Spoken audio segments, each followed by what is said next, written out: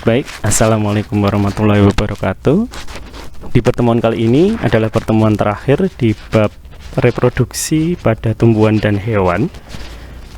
Untuk kali ini submateri pembahasan yang akan kita pelajari adalah reproduksi aseksual dan seksual pada hewan. Nah, untuk reproduksi aseksual yang pertama, kita akan mempelajari aseksual terlebih dahulu. Aseksual berarti dia tidak kawin ya anak-anakku semuanya. Sebentar, saya aktifkan stylus pennya. Baik.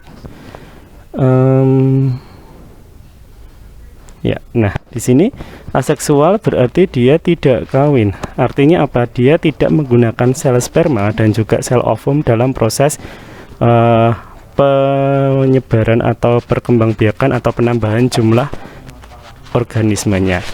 Nah, yang pertama adalah dengan cara bertunas.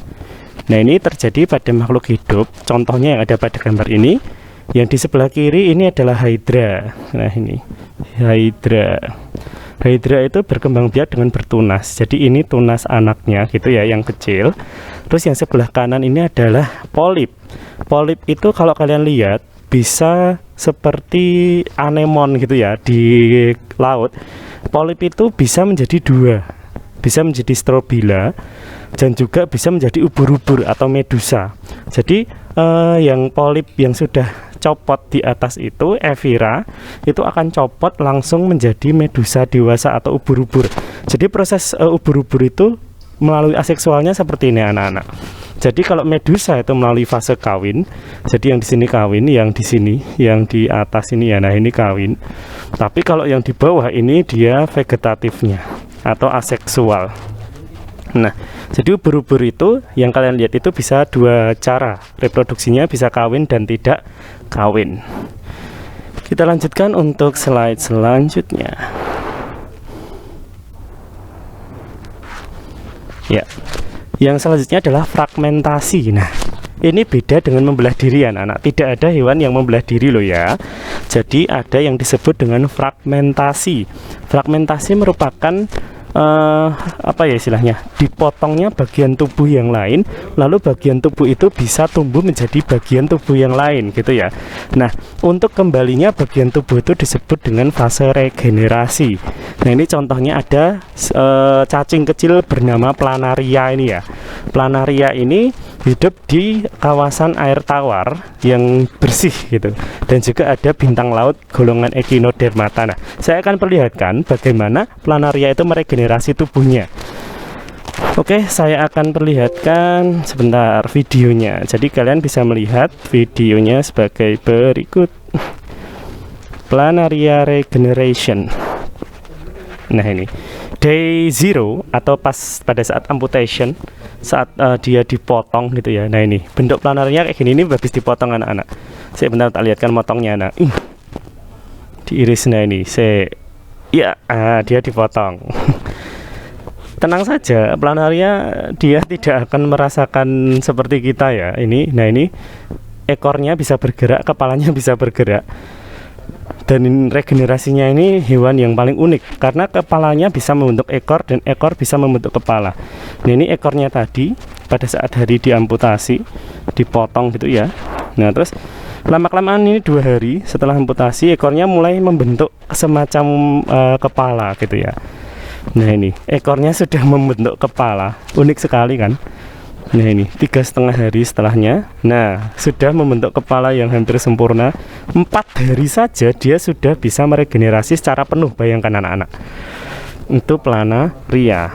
Nah, 5 hari wis koyong ini, wis koyo planaria normal. Luar biasa ya hewan ini.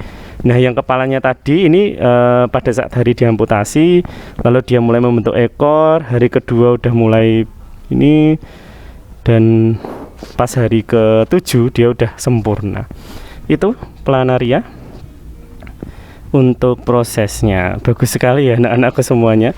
Jadi planaria merupakan hewan yang memiliki tingkat regenerasi paling luar biasa. Kayak gitu. Kalau bintang laut Echinodermata dia lambat dan nggak bisa dipotong bagian intinya, tengahnya ini nggak bisa. Tapi kalau planaria mbok dimanapun bisa. Nek sing dipotong kepala yang membentuk ekor, dipotong ekor membentuk badan dan kepala, dipotong tengah membentuk kepala dan ekor, begitu. Yang ketiga adalah partenogenesis. Nah, partenogenesis ini jadi dia sebenarnya terjadi pada beberapa serangga, khususnya lebah madu. Ini akan saya jelaskan. Jadi lebah madu ratu, dia sudah memiliki telur di dalam tubuhnya.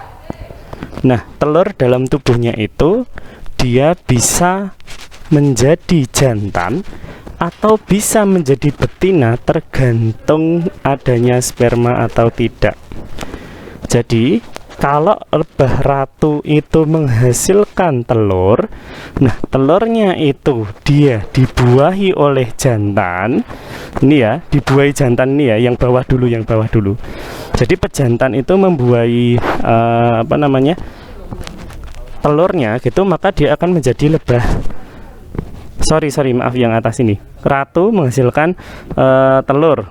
Terus habis itu telurnya dibuahi oleh sperma dari pejantan, maka dia akan menghasilkan lebah ratu, lebah betina, lebah pekerja betina. Tapi anak-anak kebanyakan telur itu tidak dibuahi oleh si jantan, karena dalam satu koloni lebah itu jantannya cuma sedikit. Jadi yang atas ini habis lebah ratu menghasilkan gamet, sel telur, dia tidak dibuahi yang atas ini anak-anak. Makanya dia akan langsung menetas menjadi lebah jantan. Tidak perlu adanya sperma, dia bisa menjadikan lebah jantan. Nah, tapi kalau ditambahi sperma, dia akan menjadi lebah betina atau lebah ratu. Tapi yang pekerja di sini, lebah pekerja betina. Nah, videonya lebih jelasnya di sini. Saya akan perlihatkan video untuk partenogenesis itu. Tadi mungkin masih belum jelas ya. Nah, ini kehidupan lebah madu yang menarik.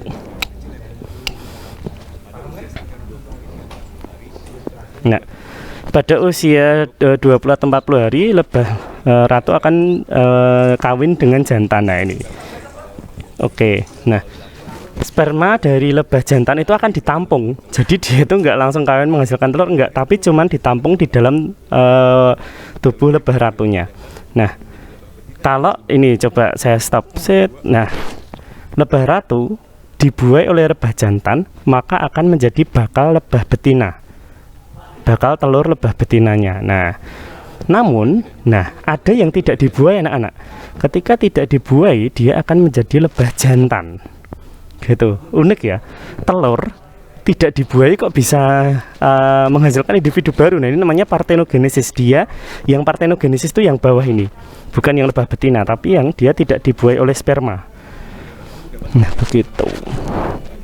Nah, lebah pekerja adalah lebah betina. Jadi ku nek ndelok eneng lebah kok nemplek-nemplek ning madu-madu, nemplek-nemplek di bunga, itu 98%-nya itu adalah lebah betina. Jadi lebah betina itu lebih banyak karena lebih banyak dibuahi oleh lebah jantan. Nah, ini lebah betina, tapi lebah jantan jumlahnya sedikit, cuma 2%, karena dia tidak dibuahi. Nah, ini lebah ratu itu presidennya. Terus pertanyaannya, kok bisa jadi lebah ratu gitu ya? Nah, bedanya apa? Nggak ada sebenarnya. Cuman lebah ratu itu dia spesial, sudah dipilih sejak dia lahir anak-anak. Sudah dipilih sejak lahir. Wah, ini siapa ya yang mau jadi lebah ratu? Nah, kira-kira siapa? Nah, habis itu dia ngasal aja pilihnya. Nah, ini tergantung situasi. Jadi untuk memilih ratu baru itu jika ratu sudah tua atau sakit. Yang kedua, ratunya hilang, biasanya sok diganggu manusia atau hewan yang lain gitu. Yang ketiga, ingin membuat koloni baru. Jadi biasanya kalau ingin membuat koloni baru, mereka membuat ratu baru kayak gitu. Nah, ratunya itu cara bikinnya gimana sih anak-anak, kok bisa ada ratu lebah gitu ya? Nah, ini coba kita lihat. Jadi dipilih random aja ratunya itu. Random, iya memang bener random. Dia dipindahin ke wadah yang disiapin, ada royal jelly-nya, nutrisinya diberi yang sempurna, lebih banyak daripada yang lain, sehingga dia menjadi lebah ratu dan tumbuhnya lebih besar dan cepat. Itu bedanya. Jadi lebah ratu itu ya lebah betina biasa, tapi diberikan perlakuan yang khusus kayak gitu. Nah, terus lebah jantan ngapain? Nah, ini uniknya. apes banget ya ini. Setelah lebah jantan mengawini ratu, mati. Udah gitu aja. Jadi hidup lebah jantan itu sesingkat habis kawin mati. Gitu. Itu siklus hidup lebah jantan. Udah dihasilkan dari hasil yang tidak kawin, habis kawin mati. Nah, memang seperti itu kehidupan hewan. Makanya jangan kita samakan dengan hewan ya manusia. Itu video untuk lebah madu, partenogenesis tadi ya. Jadi pengertian partenogenesis lebih ke dia bisa menghasilkan keturunan tanpa dibuahi oleh lebah jantan. Begitu. Oke, next. Reproduksi seksual. Nah, cuman dikit kok. Reproduksi seksual yang pertama adalah ovipar atau bertelur. Nah, ini silahkan kalian baca di buku paket kalian masing-masing. Bagian-bagian dari telur ini biasanya sok keluar juga. Ada bagian luar, bagian inti dari kuning telur, membran dan lain sebagainya. Ada vivipar dan ovovivipar. Nah, ini sudah tahu lah ya. Nah, selanjutnya adalah hermaprodit. Hermaprodit adalah hewan berkelamin ganda. Jadi ini terjadi pada beberapa hewan, banyak sebenarnya. Cuman yang saya berikan contoh di sini adalah cacing dan siput. Ini ya, cacing dan bekicot. Oke, cacing dan bekicot. Cacingnya pun khusus. Di sini cacing Annelida jenisnya atau cacing tanah. Nah, setiap cacing itu punya alat kelamin jantan dan betina. Jadi kayak ini, coba dilihat. Jadi si bekicot ini anak-anak dia saling menempel. Si alat pentransfer spermanya dari si jantan dan betina ini nempel di yang lain. Terus yang satunya ini juga nempel di yang lain. Jadi dia saling mengawini satu dengan yang lainnya dan saling menerima sperma dari satu dengan yang lainnya. Nah, ini namanya hermaprodit atau berkelamin ganda. Ini fenomena yang cukup dapat kita temukan di mana-mana gitu ya. Oke, nah selanjutnya ini metamorfosis. Metamorfosis saya tidak akan menjelaskan lebih jauh karena di sini ada jenisnya tidak sempurna dan sempurna. Bedanya metamorfosis tidak sempurna itu tidak melalui fase larva. Jadi ketika dia menetas telurnya itu langsung menjadi nimfa. Nimfa itu seperti hewan yang dia lebih muda bukan dewasa. Kalau metamorfosis sempurna dia minimal melalui 3 tahap, telur, larva, terus dewasa gitu ya. Nah, kayak gitu. Nah, ini perbedaan metamorfosis sempurna dan tidak sempurna. Jadi di sini ada proses yang dinamakan larva dan yang satunya ada proses yang dinamakan nimfa. Nimfa itu hanya hewan kecil gitu. Nah, ini contoh yang lain, daur hidup Obelia tadi. Kalian tolong baca sendiri. Ini biasanya untuk menjadi pengetahuan saja. Yang tadi di awal tadi ya ubur-ubur atau Obelia. Nah, untuk teknologi perkembangbiakan hewan, ini yang pertama ada kawin suntik atau inseminasi buatan. Gitu. Nah, tujuannya anak-anak ini untuk memperbaiki kualitas supaya lebih baik. Jadi ini tidak secara alami, namun spermanya diambil, terus dia disuntikkan ke dalam alat kelamin yang wanita yang sapi. Supaya apa? Satu, kita pengen mendapatkan sapi kualitas bagus dari Australia misal, sapi Wagyu Jepang misalkan ya katakanlah. Tapi kan kalau bawa sapi Jepang ke sini, sapinya udah stres. Terus ongkirnya mahal banget. Bayangkan sapi 1 ton ongkirnya berapa coba. Gitu. Terus pokoknya lebih mahal lah intinya begitu. Nah, daripada mahal-mahal bawa sapi dari sana ke sini, mendingan diambil aja spermanya, dimasukkan ke dalam tempat yang beku, udah deh dipakai di Indonesia. Yang pertama menghemat biaya. Yang kedua, tujuan inseminasi buatan supaya perbedaan genusnya itu, perbedaan spesiesnya itu bisa masuk gitu. Coba bayangkan sapi yang beratnya 1,5 ton mengawini sapi lokal yang beratnya cuma 500 kilo katakanlah. Yo ora kuat yo, perbedaan ukuran tubuh bisa sampai patah tulang nanti yang betinanya, juga perbedaan alat kelamin juga nanti bisa mempengaruhi dari proses perkembangbiakannya itu. Makanya lebih baik menggunakan inseminasi buatan. Nah, ini. Jadi inseminasi buatan di sini sperma pejantan dimasukkan ke dalam betina, dia menjadi embrio, terus setelah itu dimasukkan, ditanam ke dalam rahim betina. Nah, jadilah variasi anakan. Nah, nanti diambil variasi anakan yang paling bagus. Ada videonya, saya perlihatkan. Video inseminasi buatan. Wait.